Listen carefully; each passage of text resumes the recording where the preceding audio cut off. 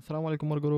نننی کلاس کې به زه تاسو ته یو شارټ غونتی ویډیو جوړوم چې زه تاسو ته به خبره کوم چې موږ به دا یو سی اس کله چې موږ کار کوو او کله دا تاسو 3D ته واوړئ نو دا تاسو دا شان مهمه ته راځي. لکه مثال کې تو پر دلته یو باکس جوړوم ته یا نو دا تاسو ډیسټرب کوي. تاسو به د دې نه ځان څنګه خلاصوي. مثال کې تو پر تاسو وایي چې دا دې یو سایت ته راشي نو دا یې لپاره موږ سره یو کمانډ دی چې ایته موږ ویل کیږو یو سی اس آیکون.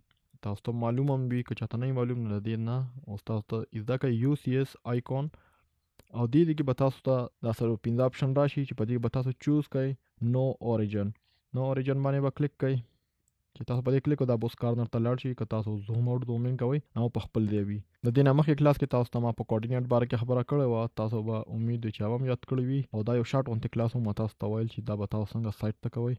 امید ده تاسو به دا زده کړی وي ان شاء الله. بل کلاس پورې اجازه راکړئ. الله حافظ.